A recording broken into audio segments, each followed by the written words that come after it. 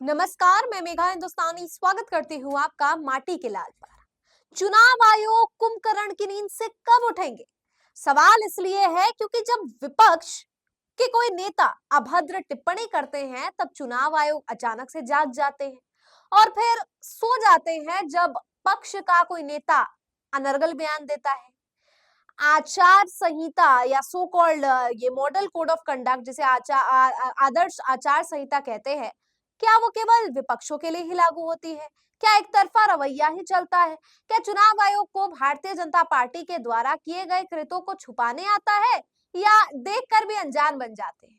अब सवाल इसलिए उठ रहे हैं क्योंकि आपने देखा था कि कैसे पिछले कुछ समय, एक हफ्ता हुआ होगा मुश्किल से, उद्धव ठाकरे गुट के एक नेता ने जो है, मैं नाम लेना नहीं चाहूंगी बार-बार उन महिला का, क्योंकि जाहिर तौर पर उनसे उन मतलब उनका नाम लेने से तो उनके भी जो है इमेज पे प्रभाव पड़ता है। तो ऐसे में आपको बता दूं कि उद्धव ठाकरे गुट के एक नेता ने जब महिला को लेकर इम्पोर्टेड माल जैसी भद्दी टिप्पणी कही थी, तब चुनाव आयोग ने कहा था कि सख्त से सख्त कार्रवाई की जाएगी, ऐसी भाषा सहनीय नहीं है, बिल्कुल भी गलत है, जो सही कहा था। मतलब यहाँ पर चुनाव आयोग बिल्कुल सही है।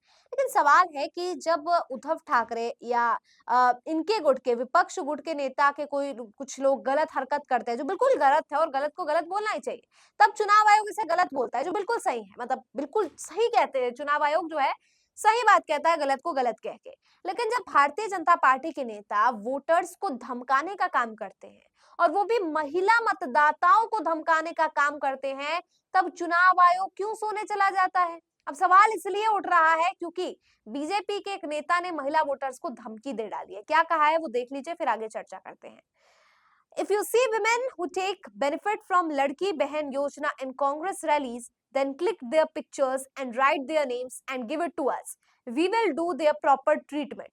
या भारतीय जनता पार्टी के राज्यसभा एमपी धनंजय माधिक कह रहे हैं कि अगर कोई लड़की बहन योजना का महत्व, लाडली बहन योजना के तर्ज पर जो लड़की बहन योजना का आरंभ किया गया है महिलाओं के लिए, उसका कोई फायदा उठा रहा है और फिर मतलब if you see women who take benefit of Ladki Bahin Yojana in Congress rallies, then click their pictures, मतलब जो उनका लाभ उठा रहा है उनकी फोटो खींचो, नाम दो और फिर हम उनके जो है प्रॉपर ट्रीटमेंट करेंगे। प्रॉपर ट्रीटमेंट क्या है दोस्तों? क्या सही से आप इनकी इलाज करेंगे? प्रॉपर ट्रीटमेंट, इलाज करना, ये आप समझते हैं ना ये कैसी शब्दावली होती है और इसका क्या अर्थ होता है? तो आखिर ये महिलाओं को क्या, किस चीज के, किस तर्ज पर धमकी दे रहे हैं? दोस्तों इस खबर पर और भी कुछ चैनल्स ने चर्चा की है, लेकिन हमें थोड़ा डीप जाना पड़ेगा। इसको आप जो धनंजय मादिक ने बात कही है ना कि we will do their proper treatment, इसको अंडरलाइन कीजिए। कहाँ पे कहा है वो तो हमें पता है कि चुनावी रैली में कहा है, कांग्रेस के स्कीम का फायदा उठाने वाली महिला अगर बीजेपी को वोट देंगी तो क्या होगा, सवाल तो ये भी है।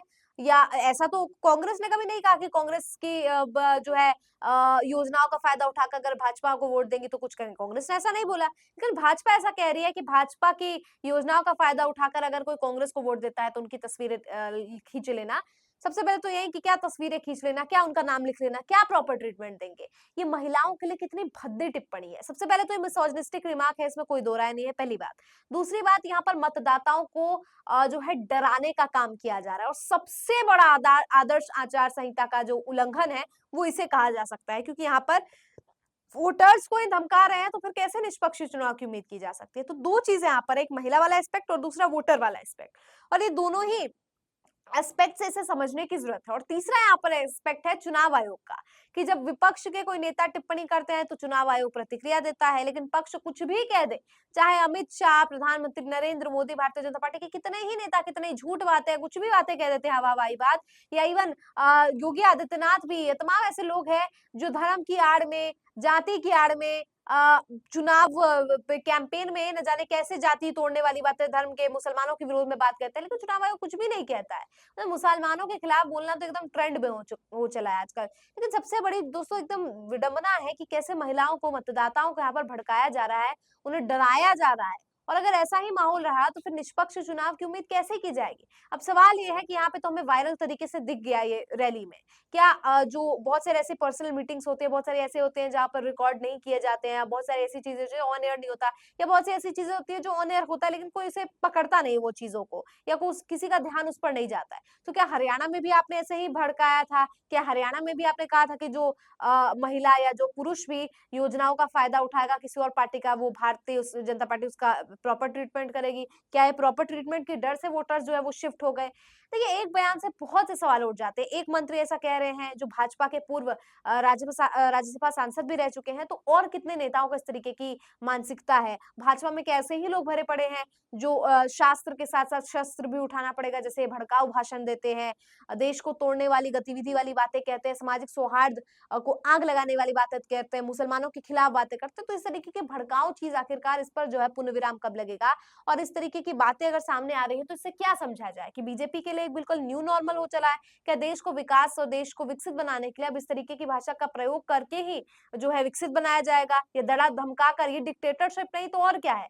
और आप किसे कहेंगे तानाशाही अगर प्रॉपर ट्रीटमेंट की बात कही जा रही है, कहा जाएगा कि कोई और जो है पार्टी का फ़ायदा को किसी और पार्टी के योजना का फ़ायदा उठाकर किसी और पार्टी को वोट देंगे तो फिर उसको जो है सबक सिखाया जाएगा, हमारा हमको नहीं वोट दिया जाएगा, तो प्रॉपर ट्रीटमेंट करेंगे उन लोगों का। तो इसका क्या मतलब है? तानाशाही नहीं तो और क्या है?